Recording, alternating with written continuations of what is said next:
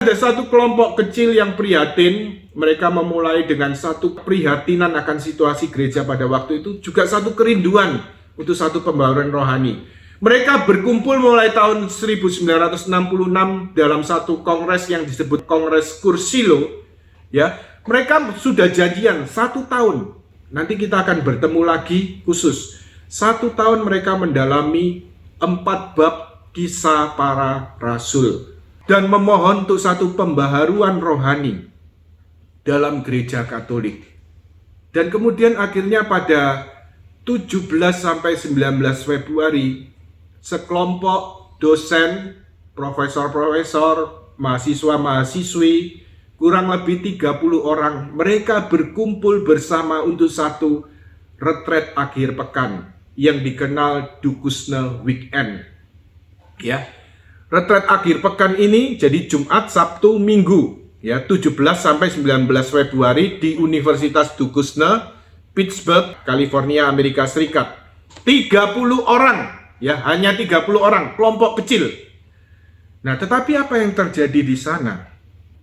Jadi apa yang terjadi di sana dalam Dukusne Weekend ini? Dalam weekend ini mereka mulai mengalami apa yang kita kenal sebagai pengalaman pencurahan Roh Kudus. Pengalaman dibaptis dalam Roh Kudus atau pencurahan Roh Kudus. Dan salah satu tokoh, ya seorang mahasiswi, Patty Gallagher. Ya, jadi beliau ini sampai sekarang masih aktif di pembaharuan ya dalam pelayanan. Bahkan dalam ulang tahun ke-50, ya beliau secara khusus mendampingi Paus Fransiskus di atas panggung ya. Nanti kita lihat.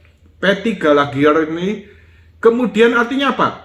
Pada hari Sabtu, jadi tanggal 18 ya, rupanya ada satu mau memberikan surprise untuk ulang tahun seorang teman. Lalu dia kemudian pergi mau memanggil dan mengumpulkan teman-temannya. Tetapi begitu lewat kapel yang ada di Universitas Dukusne itu, lewat di depan kapel, tiba-tiba dia merasa ada satu dorongan kuat. Dia merasa ada dorongan kuat untuk masuk ke kapel.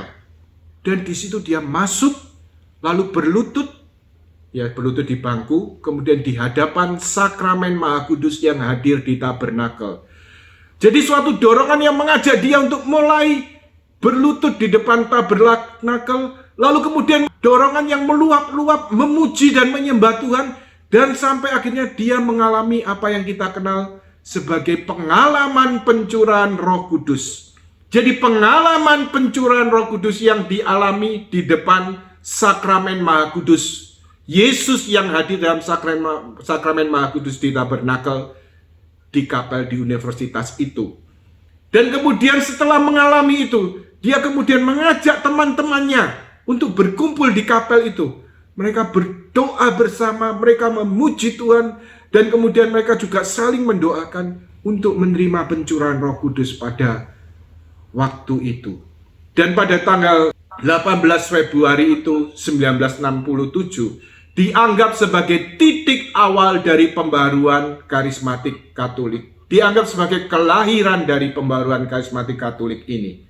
Dari weekend itu boleh katakan satu titik api yang kecil, tetapi kemudian dalam waktu singkat menyebar ke seluruh gereja. Sekitar tahun 1974 sudah terkumpul sekitar 11.000 orang. Ya memang kemudian saya kalau ingat ya memang suatu rahmat juga ya. Saya boleh kemudian juga ikut mengajar karismatika ya. Jadi kemudian juga mengenal tentang sejarah dari pembaharuan ini ya. Tetapi kemudian terus ya. Artinya pembaharuan ini berkembang, bahkan kemudian mungkin ada pro dan kontra dan sebagainya. Tetapi satu hal kita ingat, ini adalah karya Roh Kudus. Karya Roh Kudus yang tidak bisa dibatasi. Dan bagaimana justru para pimpinan gereja, mulai Paus Paulus ke-6, ya kalau boleh dikatakan Paus Paulus ke-6 mengalami badai yang luar biasa pasca Konsili Vatikan kedua ini ya. Tetapi dengan melihat apa yang terjadi dan dikerjakan Roh Kudus, beliau kemudian melihat ini suatu harapan bagi gereja dan dunia. 18 Mei 1975 di hadapan pembaharuan karismatik Katolik yang berkumpul dalam konvensi internasional, beliau secara simbolis memberikan dukungan, yaitu seorang kardinal yang ditunjuk untuk moderator karismatik Katolik, yaitu Kardinal Swenens. Kemudian beliau persilakan untuk memimpin misa untuk pembawaan karismatik Katolik di altar utama dari Basilika Santo Petrus. Jadi gereja yang diwakili oleh Paus ke-6 justru merangkul pembaharuan ini, dan Paus ke-6 melihat pembaharuan karismatik Katolik ini harapan bagi gereja dan dunia. Demikian juga Paus Yohanes Paulus II menyatakan pembaharuan karismatik Katolik adalah suatu rahmat bagi gereja.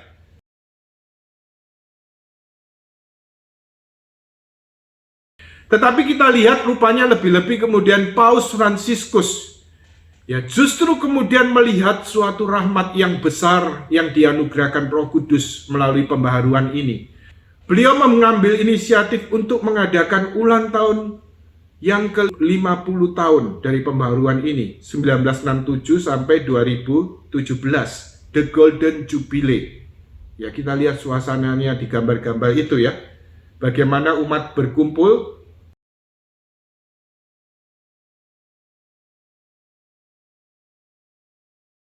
Kemudian ada pesan lain yang begitu kuat juga untuk pembaharuan sendiri. Jadi ini sapaan Paus dan ditekankan oleh Paus Fransiskus pada pertemuan Golden Jubilee atau ulang tahun ke-50 dari pembaharuan karismatik Katolik. Kamu pembaharuan karismatik Katolik telah menerima anugerah besar dari Tuhan. Anda dilahirkan dari kehendak Roh Kudus sebagai arus rahmat dalam gereja dan untuk gereja. Pesan ini menggema begitu kuat.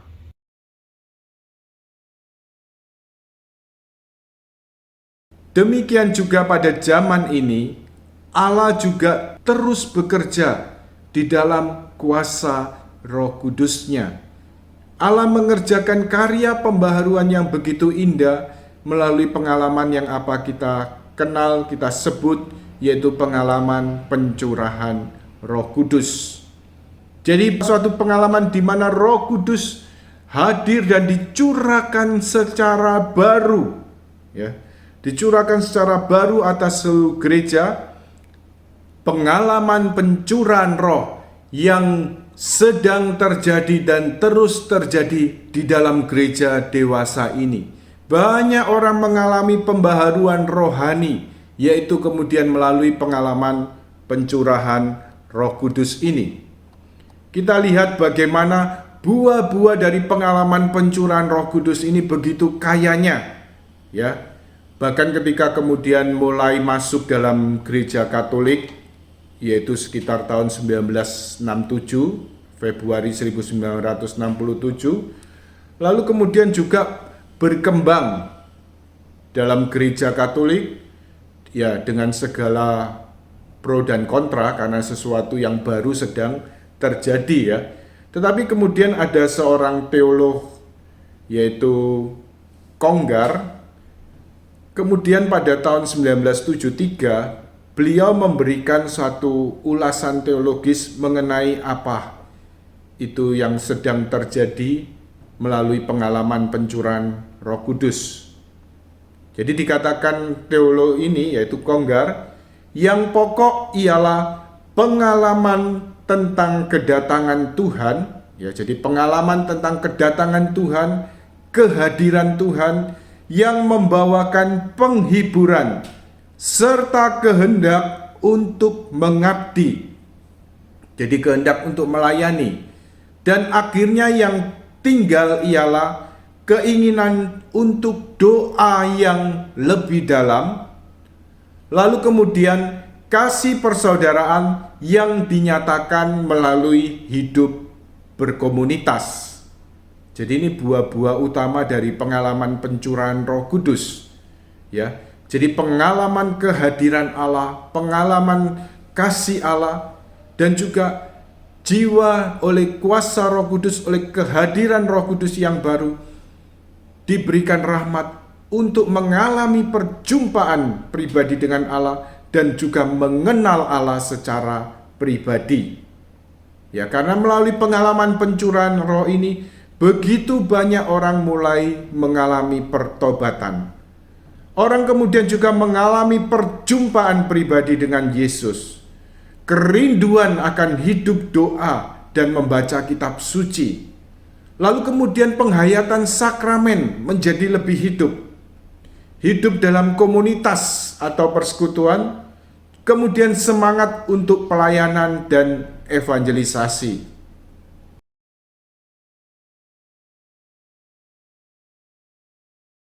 Roh Kudus yang sama, yang kehadirannya seringkali kurang terlalu disadari ya secara umum. Ya, padahal seharusnya kita sungguh-sungguh sadar bahwa sudah kita terima saat kita dibaptis dan saat kita menerima krisma. Nah, tetapi pada zaman ini Tuhan mencurahkan suatu arus rahmat yang baru, yaitu melalui pengalaman pencurahan Roh Kudus. Roh Kudus yang sudah kita terima di dalam diri kita melalui sakramen baptis dan sakramen krisma. Ini sebagai gambaran ya, sebagai gambaran sederhana. Ibaratnya ya, Roh Kudus ini punya kuasa yang luar biasa, kuasa yang besar, seperti bagaimana Roh Kudus menggerakkan para rasul pada hari Pentakosta ya. Tetapi kemudian ya sayangnya karena kedagingan, karena kelemahan kita, Roh Kudus seolah-olah kemudian apa? Kita ya dalam perbandingan yang kasar ya, seperti dikerangkeng, seperti dibelenggu ya. Seperti artinya ya sudah Roh Kudus kamu sudah saya terima, tapi diam-diam saja ya di dalam hatiku. Ya, kita seringkali kedagingan kita, kelemahan kita membiarkan Roh Kudus tinggal dalam hati kita tanpa kemudian kita sungguh-sungguh sadar bahwa Dia adalah Allah yang hidup, Allah yang mengasihi, Allah yang penuh kuasa, yang boleh seharusnya sungguh-sungguh menggerakkan seluruh hidup kita. Karena itu satu sikap yang penting. Ya, jadi pencurahan Roh Kudus ini adalah suatu doa, mohon kehadiran dan kuasa Roh Kudus secara baru. Ya, di sini saya hanya membantu untuk mendoakan, tetapi Anda sendiri yang hadir, Anda yang menyaksikan tayangan di YouTube ini, maka Anda berdoalah secara pribadi. Bapa, di dalam nama Yesus Kristus Putramu, atau atas perkenan Kristus Putramu, saya mohon Roh Kudus-Mu, ya, curahkan Roh Kudus-Mu secara baru dalam diriku. Biarlah segala belenggu-belenggu yang selama ini berasal dari kelemahan kedaginganku yang seolah-olah kemudian mengikat, membelenggu atau mengkerangkeng Roh Kudus, saat ini Engkau lepaskan semua itu. Engkau lepaskan kuasa Roh Kudus dalam diriku. Biarlah Roh Kudus yang akan menolongku untuk sungguh-sungguh dapat menerima Yesus Kristus sebagai Tuhan dan penyelamatku secara pribadi. Baik, pada kesempatan ini ya, kita akan berdoa bersama untuk pencurahan Roh Kudus.